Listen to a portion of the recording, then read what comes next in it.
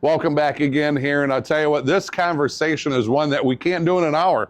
I mean, all of a sudden I have been told that we are running over an hour. So what we're going to do here, Mike, is we're going to break this up. Sherpa Leadership Group's going to break this up, and this is going to come back, or this is going to come out in two different segments, part one and part two.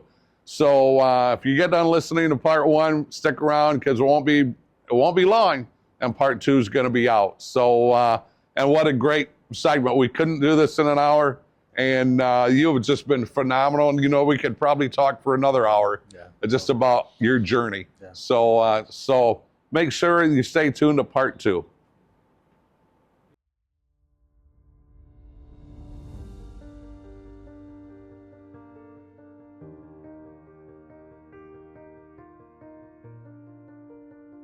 I had a moment like that, but it was with Ernie Harwell. So Ernie Harwell was born speech impaired, so was I. Yeah. So neither one of us could talk as children. Yeah. So 1999, last year, Tiger Stadium. Yeah. So I take my wife and my two daughters. So Ariel would have been, how old were you in 99? 9. She was 9. Yeah. So I can still hardly talk about it. So at that point, that was right before John Russell and I moved from Fremont, WSHN, over here to the Lakeshore for LCS. So I knew that WSHN in Fremont was an affiliate. Yeah. So I'm thinking, okay, an affiliate, I got, for lack of better words, a little bit of juice here now, right? Yeah. So I take him to Tiger Stadium. I find out where Ernie Harwell comes in and where he goes into the broadcast booth at Tiger Stadium. Yeah. And we're waiting there. And here he comes, shuffling along. Yeah. And I had a WSHN shirt on. And I said, Mr. Harwell, sir, and he stops. And Ernie was amazing. Yeah. He says, hi. And he goes, can I help you? And I said, hi, my name's Cal VanSingel. I work for an affiliate out of Fremont for WSHN. My partner and I, John, we do a lot of broadcasting, high school football, basketball, other sports and stuff. And oh, you work for me? Oh, nice to meet you. Yeah. And he looks kind of right behind me is my wife and two daughters. He goes, is this your family? And I went, yes, sir. So he steps past me. He steps past me. And he says hi to my wife, like, hi, I'm Ernie Harwell. Yeah, dude, we all know, we all know who you are. Yeah. And then he says hi to Ashton, and he says hi to Ariel, who's sitting here. And she was born speech impaired like I was. So he goes, what's your name, honey? And she's trying to say Ariel, and she can't say it. Yeah. So he goes, would you tell me your name again? And she couldn't say it. He gets down on one knee. He takes her hand between his two hands and gets up by her face and says, honey, I couldn't hear you. Would you please tell me your name again? So she tries to say it. He's trying to have a conversation with her. Yeah. And I'm like going, this is Ernie Harwell. Yeah. Ernie's on one knee talking to my dog. I mean, Ernie's like bigger than Bo even maybe. Yeah, and it's like, oh my gosh. So we get done having he gets up, he talks to me for a few minutes. And he says to me, he goes, would you like to come in the broadcast booth, you and your family? And I'm like, you don't have to do that. And he goes, no, I want you to come in.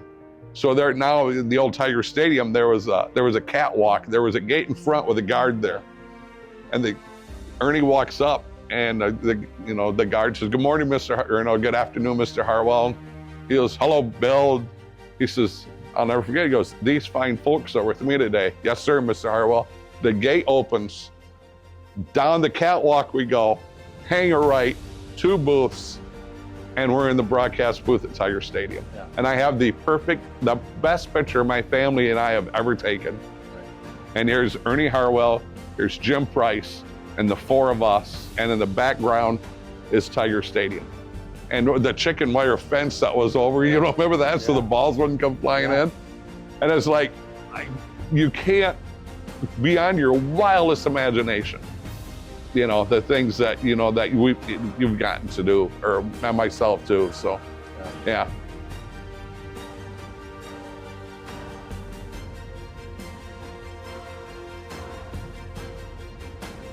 Well, to that, the greatest, when you give people, you work with nonprofits, you work, everybody thinks the money is the greatest thing that you give people, right? Because you can make a difference with it. It's not. It's No, time. time, absolutely. Because yeah, we don't get this back. correct. I mean, that's the thing, and that's why when we talk about men's ministry and everything else, I mean, you got to give the time. Yeah, I mean, that's where it's at. Yep. And so, yeah, no, it's great. That's a great story. I Yeah. mean, and that's why when the kids are down on, or Bo's down on his knee with the kids, it's like I'm looking at this and like this guy's a giant in my mind. Okay. Yeah. I know who he is. Yeah. And he's getting on his knees for my kids. Yeah. Yep. Like Bo with her. I mean, it's like, I'm sorry, with Ernie. I'm like, you're Ernie Harwell. You're in the Hall of Fame for broadcasting, like the only guy ever. So, yeah. So kind of wrapped up the college part here. Let's go to the NFL. This might be even a 3 or 4 part. This is going so awesome. So let's transition here from college to the NFL. Tell us about your journey getting into the NFL and then some of it during the NFL. Again, I don't know. So I get an invite to the combine. Okay, so you know what the combine is. Yeah. All the NFL players are there, or the guys that are hoping to be in the NFL. And I was projected like in 2 or 3. I was projected to go like the 2nd or 3rd round. At least that's what I was told. I don't know if that was true or not. So I had some expectations going in, and I did okay at the combine. I got a burner that I was struggling with. That I still had weakness in my left arm, and before going to the combine, I ended up getting the flu. I mean, I was actually still sick at the combine, so I didn't do great at the combine. Yeah. I did much better when they came back out and tested at Michigan. I didn't get drafted. It's a free agent. I didn't know what to expect, so I ended up tying on with Indianapolis. Before the draft was over, I had 15 or 16, 17 teams call, said, hey, it looks like you're not going to get drafted. We'd like you to come to our club. So my agent and I had a talk, and I probably didn't need an agent, but I had one. And we made the decision to go to Indianapolis, which probably wasn't the right decision at the time.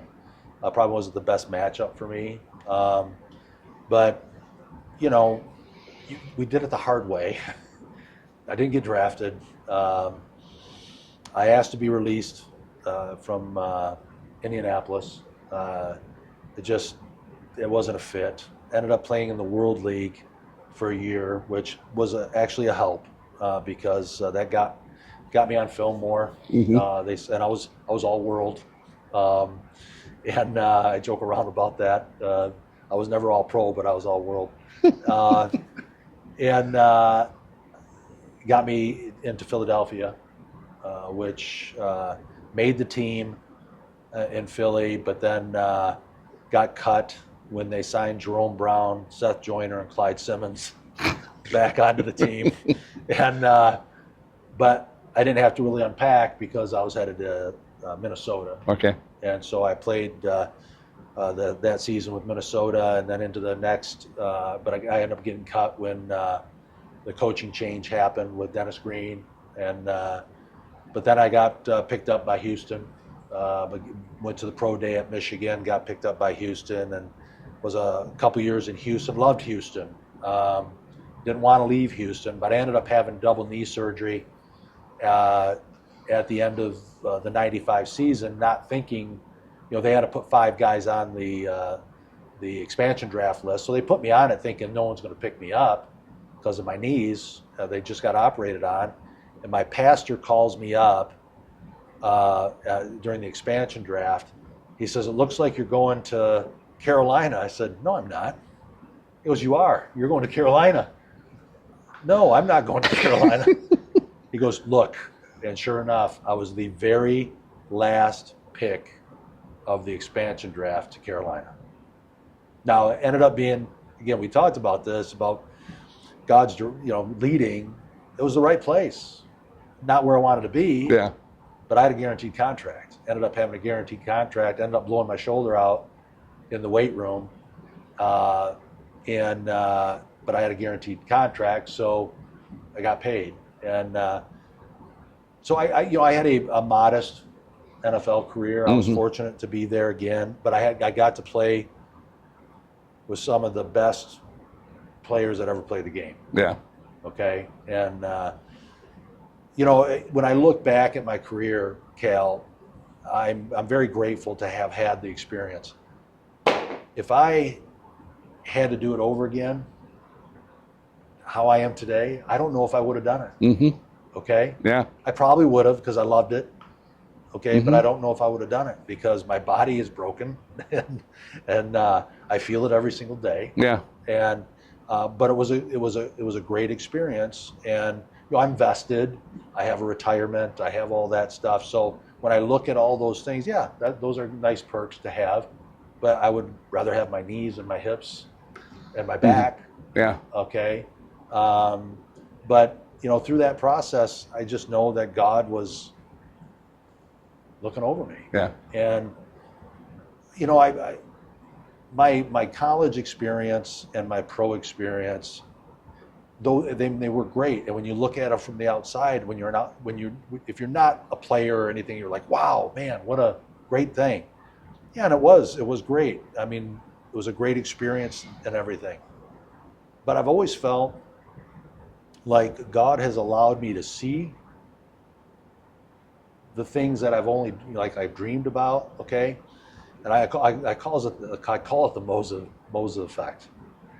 Moses, he leads them out of into the promised land. But yeah, what did God tell him? No, you're not going. You don't get to go. Okay, you can see it, and you can experience it from here, but you're not going any further than this. And I think God did that with me a little bit. He allowed me to see it, but maybe not experience it to the level that I wanted to experience it, because one of the stories, I'll share this story with you. When I was at Houston, Jim Stanley was my position coach. Buddy Ryan was our defensive coordinator. It was my second year in Houston, and we go through camp. I'm having a great camp. Jim Stanley, it's the last day, last meeting. Jim Stanley comes up to me because we're getting ready to go back to Houston from San Antonio. He pulls me aside and he says, hey, he goes, can you last 16 games? And I said, yeah, I can last 16 games. And he says, you're my starting defensive end. So I call up Kim, and of course I'm crying. She's crying. You finally made it, right? We go to Houston, and Floyd Reese calls me into his office. He was a general manager, and he says, Mike, he says, I know Jim named you the starting defensive end. He said, but we can't do that. And I said, well, why? Explain that to me, right? Yeah. And he said, we just signed Michael Barrow. Michael played at Miami. He was a great outside linebacker. And he said, he's going to start.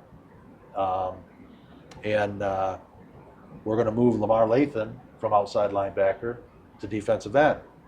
And I go, why? And he says, because he makes $1.5 million and you don't. That's why. That was it. So I never became a starter in the NFL, and that was the kind of the point that pushed me kind of over the edge, where I was like, okay, I'm getting about done with this. So, but soon after that, I retired. So it wasn't about talent; it was about money. Yeah. It's the politics of it all. Yeah. Right. And I'm fine with it. It would have been nice. That's the one thing I wanted to do. But I think there's reasons why things happen and they don't happen. Yeah. Maybe I wouldn't have handled it well. Maybe I wouldn't handle, being a starter and the fame of it all. Maybe I wouldn't. Maybe I'd be a different person. Mm-hmm. So, but for whatever reason, that happened. Yeah. But it's okay. It's okay. Mm-hmm. I can say I played in the NFL. Yeah. And I played with great guys. It was a great experience. It really was. I mean, I got to go against Bruce Matthews every day. Every single day I got to Beast. hit Bruce Matthews. He's a beast. Right? Yeah. I got to play alongside Reggie White. Okay. Really? I got to play with, I mean, I got a sack on Anthony Munoz. Okay. It's like, there's a lot of things, right, that I can say that, yeah, that was a great experience. My first sack was John Elway. Okay. So that's cool, right? No, that's seriously cool. That's cool. Yeah. Okay. Yeah. But yeah, it's just, but for some reason, that's the way it worked out. And I'm okay. Listen, it took me a while to get through it. There's still times where I'm like, I don't like it. Yep. But there's a reason for it. Yep. And I'm good with it. Okay. I was going to talk about surgeries. We got a couple of things we got to talk about because Phil would want to know this. Reggie White's going to be the last question of this little segment. Or I have like 3 or 4 questions. You had a sack on Anthony Munoz, who was an absolute animal. Was he with Cincinnati then? He was with Cincinnati. It doesn't count if it was a preseason game, but it was still a sack against Anthony Munoz, right?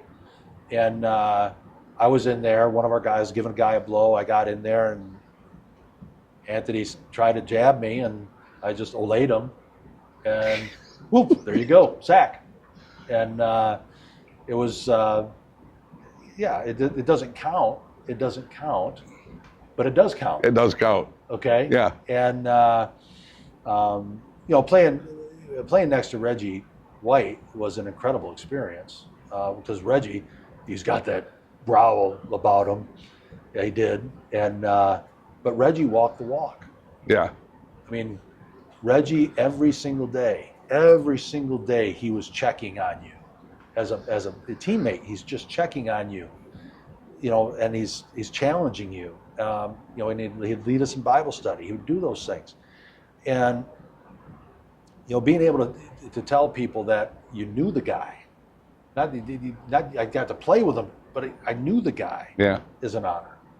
Okay. Mm-hmm. And there's so many more. I mean, like Bruce Matthews, phenomenal person. Okay. Great Christian guy, walking the walk as a player with all the fame that he got. Okay. Very humble guy, but man, was he good. Okay. Yeah. And I mean, the list goes on. I mean, I played with 8 of the top 20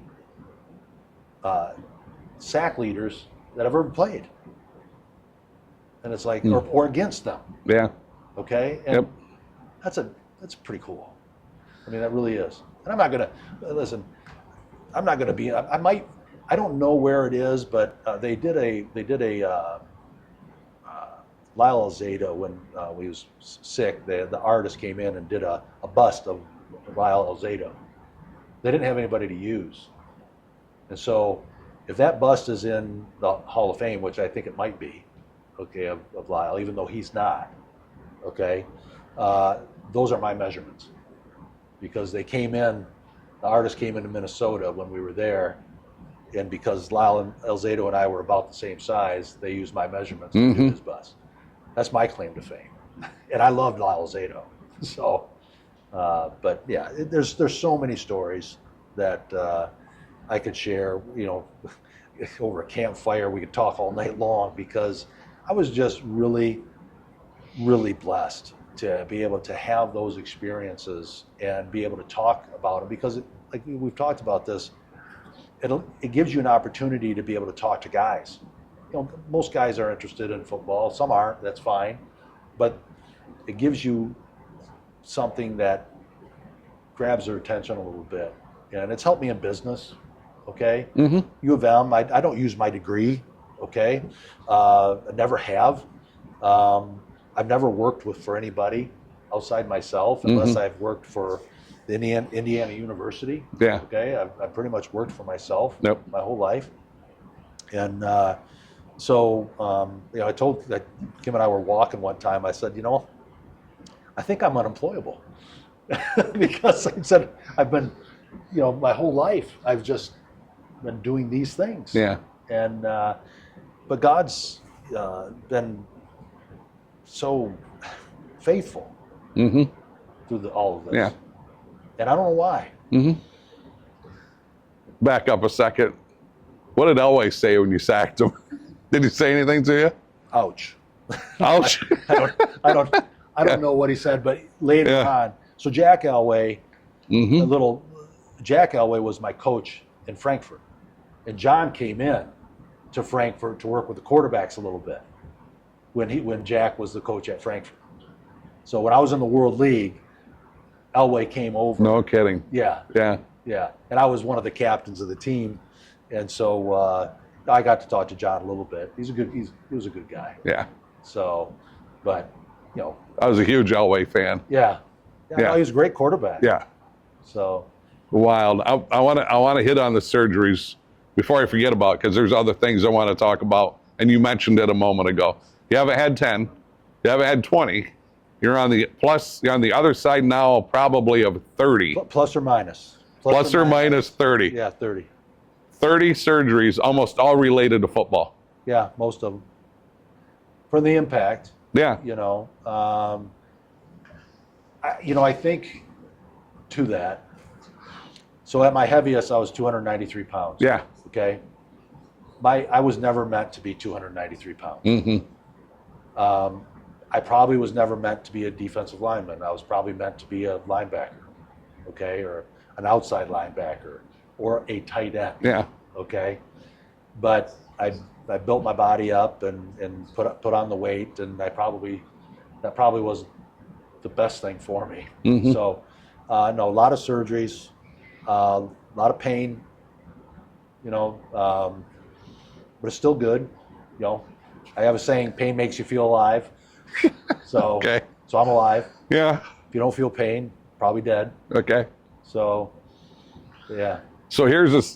So if you're a football guy, I learned something today before this started. We're talking, and Craig Smith was here.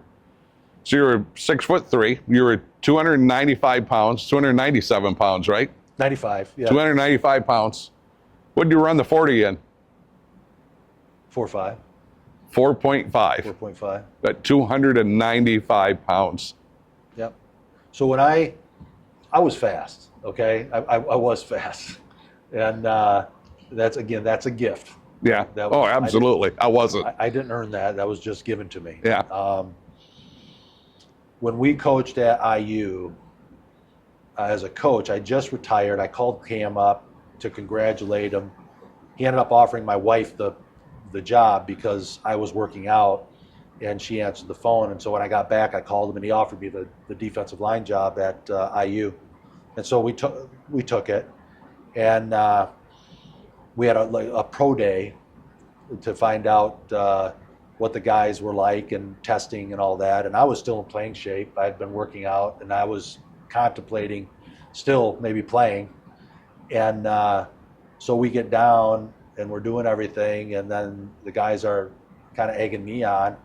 And so I got down and ran electronically, and I was probably at the time 285 pounds, and I ran a 4.6 electronic time, and it was the fastest time of anybody, including the players, that day. So, yeah. Wow. So, it was speed. I had speed and strength and an attitude. Yep. Strength. That's another thing. So you were chasing at one point the NFL bench press record, but at the point in time that I was playing for the Panthers, and at the time the world record was actually just a little bit over 700 pounds. Okay. And I was at about 640. But I blew my shoulder out. I didn't know I blew my shoulder out, but I felt it working out. And when I went back to the hotel room, I put my hand behind my head, and I felt it then. And then I couldn't lift my arm, and that kind of was the last of my bench press days. I still benched. I did 405 for 18 reps and 315 for 36. So I still did those things, but I just never maxed out again. 315 for 36? Phil, you got that? I'm writing it down. Conversion doesn't convert. Kilos, yeah. So, well, I'll tell you what, we're going to take a quick break and we're going to come back for our final segment.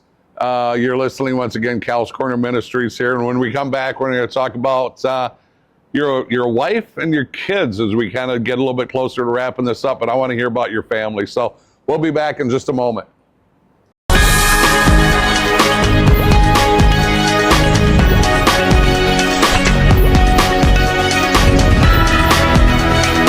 Hey, if you're a guy, especially 18 or older, we would love to have you in one of our ministries. So White Lake Men's Ministries, I do this with Pastor Craig Smith out of Whitehall. We are the first Saturday morning of every month in Whitehall at Hanson Hill Waterfront Grill. It's behind Bell's Furniture. 7 to 8, we're going to do our best to get you out of there at 8 a.m. so you can have the rest of your day to go do the things that you got to get done. The second Saturday of every month, we have Grant Men's Ministries. Grant will be 18 years old this May, and which is amazing. That's going to be 18 years. And we meet the second Saturday of every month, 7 to 8 a.m. Once again, we're going to get you out of there early so you can go on with your day. And we're just a group of guys that get together. You know, come as you are. Do not get dressed up. Please don't. Get your blue jeans, sweatshirt, a hat. Come as you are. That's how we are. We're just a bunch of guys that get together. We always have a speaker come in. They share their testimony or a story, how God has worked in their life so their walk with Jesus is easier. Love to have you. Please join us some Saturday. First Saturday, White Lake. Second Saturday, Grant. And would love to have you there.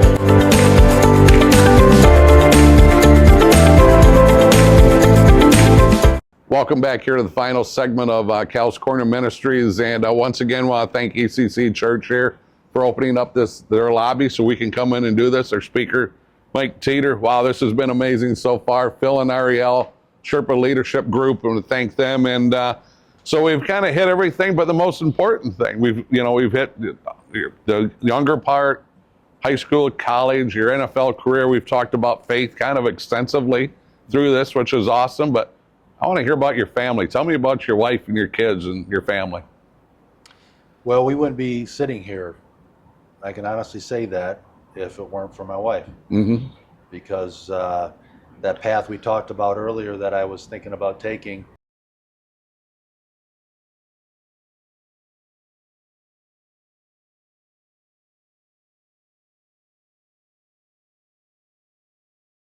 and it was from that time. The first time I met her was in 1982, December 24, 1982, at a youth group Christmas Eve brunch. And I was smitten. Is that the word that they used to use? Mm-hmm. Smitten. I was smitten right away. And I knew that's what I wanted. Mm-hmm. And we just celebrated 35 years of marriage. It'll be 43 years that we've been together. Okay. We've been together since we were 15. Wow.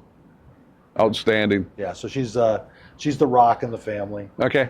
You know, I would say she's just a big part of leading me to Christ. Mm-hmm. Was just by our relationship and her family and my family, but it's everything. Right? Yeah. And God put her in my life for a reason.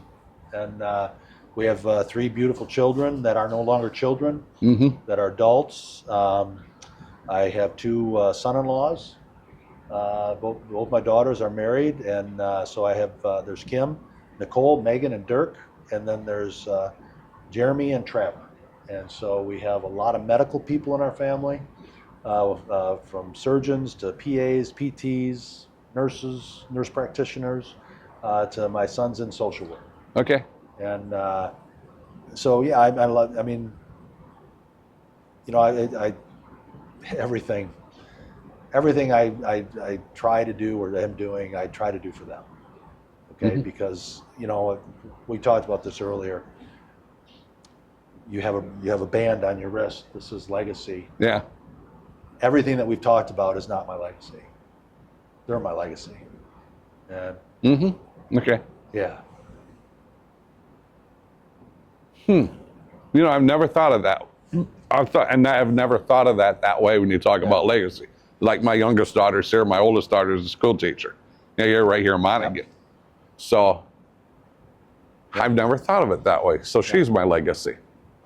Yeah, and I talk about, I talk about the success, from a personal standpoint. Yeah. I mentioned it earlier. If I've remembered for this, or this, I've failed. Yeah. Huh.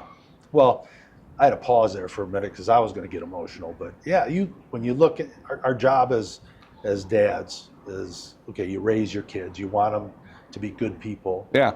I want my kids to know the Lord. I want my kids to have a good life.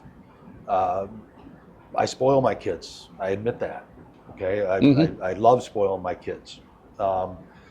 Because I didn't get all that. Even though I was the spoiled one, I did not get all that. Yeah. And I can provide those things, and we can do those things, and all my kids have an education, okay? And so it's a breaking of the cycle type of thing, okay? And to watch them now as adults and the type of people they are, and that they're helping people, and they're giving back, and they have hard jobs. Yeah. I mean, my son-in-laws are good men. Okay, my son's a good man, and they have hard jobs, and they do it. And yeah, they're not always happy about what they're doing, but they still do it. And so when I look back at all that and my life and everything else, and as a young dad, not knowing anything as a young dad, okay, and sometimes I wonder how much I know now, okay, but how are we going to do this? And then looking at them now, I'm pretty proud of the life that we've been able to give our kids, and that the people that they've turned out to be. And I'm very grateful to God, because there's been times, and this was where, going back to men, there's times where I've not been as faithful to God as I should have, okay, in my thoughts and anything else, okay, and even my actions. Somebody cuts me off, and I want to say something to you.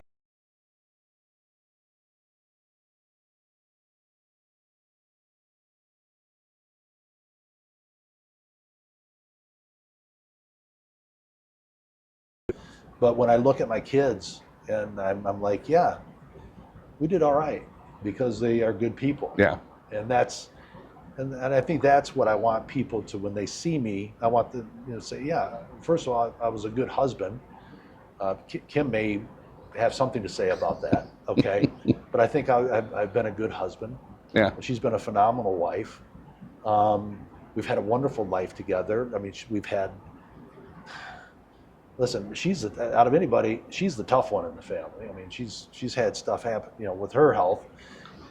So we've had stuff happen, and the only thing I can tell you, Cal, is that I am so grateful for God that, regardless of my failures or my shortcomings or whatever, He fills in the gaps, right? He nudges this way or nudges this way, and He puts me on the right path that I'm supposed to be on, and He puts people. There's 3 of you here. You are all part of my web now, right? Yeah. Yep. Because He puts people in your life that put you on levels that bring you the right way, and you have an impact. You can have an impact on people. We talked about this earlier, but the most important thing that you have to give anybody is their time. The most important thing you have to give to your wife is your time. The most important thing you have to give to your kids is time. Okay? Because everything else comes and goes. Yeah. Money comes and goes. Yep. I mean, that's a Fast and Furious quote, but money comes and goes. Yeah. Right? It's just the family is faith, family. I used to say football, finance. Right. Because I got to work. Yeah, gotcha. Okay? And I didn't have a career where I don't have to work. Yeah. Okay? I have to work. Yep. But I don't work for me as much anymore. Yeah. I work for other things. And my kids always they'd laugh at me, said, Dad, it must be nice you're your own boss. No, I'm not. Every client's my boss that I have. And I've had a lot of things happen to me in my life that I wish didn't happen, but I'm glad they did. I've been hurt deeply by people, but I've also been lifted up by people that it's like, wow, this is amazing. Okay? And yeah, we the hurts we feel more, and we probably are harder to forget, and we maybe not remember the good stuff that happens to us as much as we should. Okay. But my life's been great. Yeah. I have gotten everything I ever wanted in my life and more. Okay. Yeah. And maybe not to the degree I always wanted it, but probably the appropriate amount. Okay. What are you doing now? I buy and sell companies. Yeah. For people. Okay. Yep. And so we don't want to be so big that we can't help the smaller company, but we're not too small where we can't help the larger companies if they're looking to sell. We do everything very confidential and quietly. You don't read about us. Everything's 100% referral. Yeah. I don't need the notoriety. I don't need any of that stuff. Yeah. Just do our job, go home, be with our family. Gotcha. So awesome. Wow. I tell you what, I think we've, yeah, go ahead, please.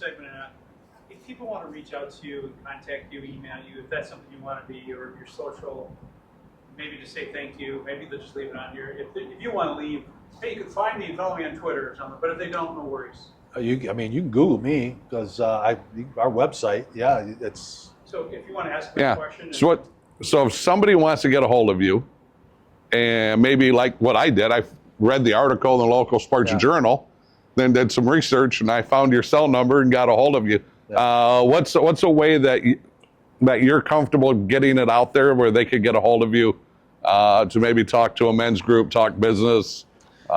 What's? Yeah. I mean, they can go to our website, which is Invictus, www.invictusma.com. Okay. It has my number in there. My email is mike@invictusma.com, and my cell number is 231-750-6109. There we go. It's all published. So there we go. Just don't send me stuff I don't want to see. Amen. Yeah. So I want to hit this while we wrap up here. 20-some years ago, I'm coaching a girls basketball team, and I'm watching this guy coach. And I think we're up in Ludington, right? We're up there for AYBT. I don't know where you're going. Yeah, you do. But I'm watching this guy coach. And it's this guy. He's also coaching girls basketball. Yeah. And I grab a chair, and neither one of our teams are playing. And I grab a chair, and I slid it up beside him on a hot summer afternoon in a hot, steamy gym, and said, "Hi, I'm Cal." Yeah. And I said, "I want to get to know you," because I'd watched him coach, and there were things that he did that I wanted to learn how to do. Yeah. And never, ever thinking 25 years later, you and I are going to be sitting in a church and you're going to be filming a podcast. I'm sure every teacher I had never thought I would be have a ministry, let alone be doing a podcast. So God works in just so many mysterious ways. Yeah. No, he does. And for our good. For our good.